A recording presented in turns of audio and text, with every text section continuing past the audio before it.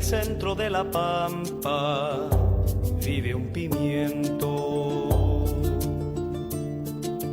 Sol y viento pa' su vida, sol y viento. Hello, I'm Patrick Barnard. Welcome to the 8th edition of the Pimento Report. Today we are going to be hearing about economics, and we're going to try to tell this story by contrasting two voices. The first voice talks about finance, and it's the voice of a U.S. congressman. The second one is that of Jim Stanford. He is a research economist for the Canadian Auto Workers Union and a columnist for Toronto's Globe and Mail newspaper. Stanford's written a highly relevant book, Economics for Everyone, a book that speaks to our time and the shadows that hang over it. Once I built a tower to the sun, brick, mortar, and lime. Once I built a tower, now it's done. Brother, can you spare a dime? In 2008, for the United States, clearly one economic era had ended, another economic era had begun. The heritage of the past, greed, unequal distribution of wealth, reckless deregulation, new derivative financial products, all these things had come together to create a stock market and banking crisis.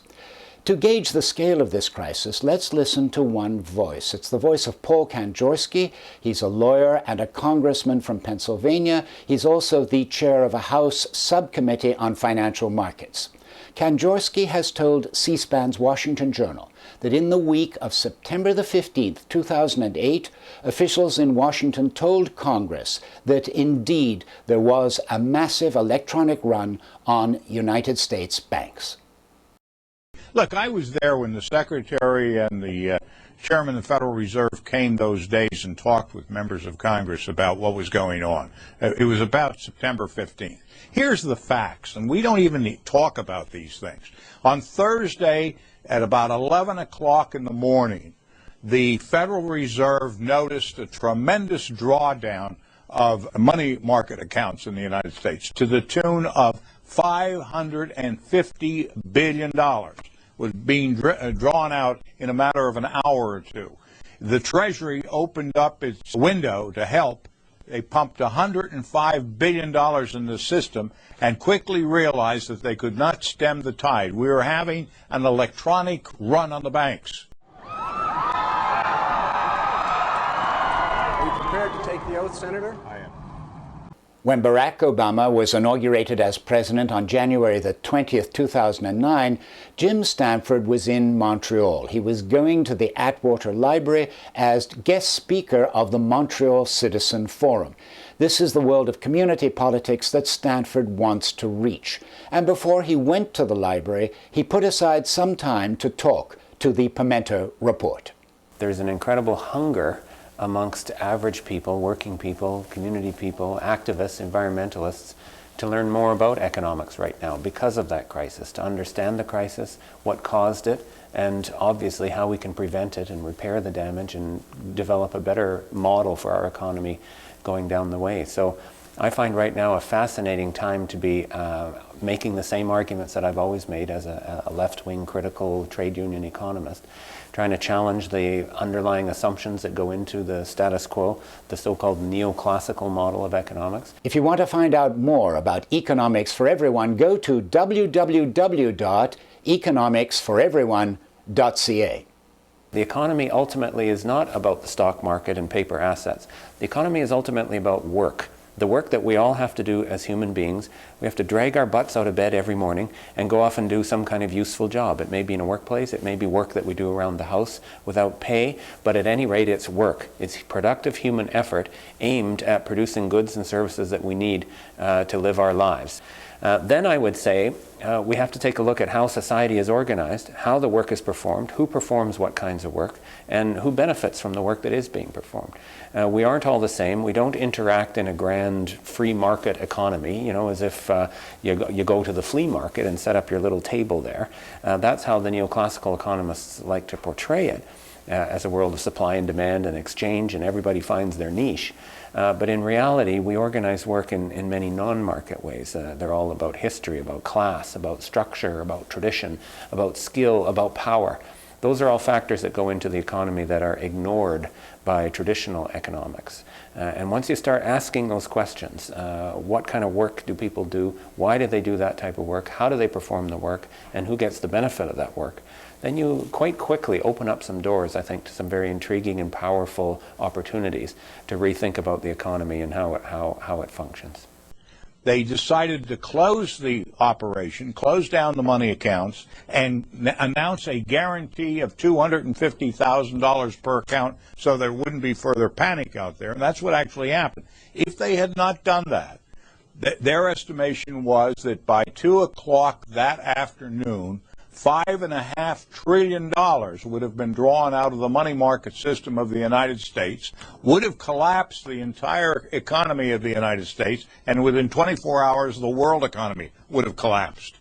I don't actually think this moment is that unique, frankly. It is dangerous, it's very painful. I don't want to understate the terrible consequences that are being felt by people who are losing their homes and their jobs around the world. But this is a repeating cycle, actually, and that is for reasons that I explain in my book, Economics for Everyone. I think there are several factors inherent to our privatized, profit-driven financial system that tend to create and recreate these boom and bust patterns time after time after time. We have them every 5 or 6 or 7 or 8 years. Now this one is going to be worse than most. It's more globalized than most. And the specific factors that caused it are unique to this particular moment, but every crisis has its unique aspects. But the fundamental mechanism is actually deeply rooted within the system. And until we change the rules of that system, we're going to experience and re-experience crises just like this every few years forever.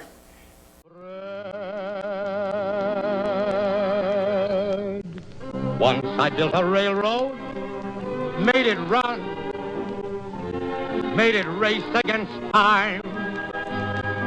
Once I built a railroad, now it's done. Brother, can you spare a dime? I think there's both a threat and an opportunity for workers and for workers' organizations like unions in this current crisis. The threat is obvious. We are going to experience, I think, very devastating dislocation, decline in total output, decline in investment. Millions of people around the world are going to lose their jobs, and that is going to be terrible. On the other hand, I do think that there is an opportunity. I think that with this particular moment, we can very much step up our arguments about how the neoliberal vision of economics, which has dominated the world for the last quarter century, is fundamentally flawed. It was one-sided even when it was working, and today it is clearly not working. So if we educate ourselves and organize ourselves and respond to the crisis by fighting for change rather than just being defensive about it, I think this is a moment when the workers can step up their struggle. Think back to the 1930s, a terrible, terrible depression, yet the worldwide labor movement organized and grew during that depression because they were willing to think new ideas and challenge the system and organize.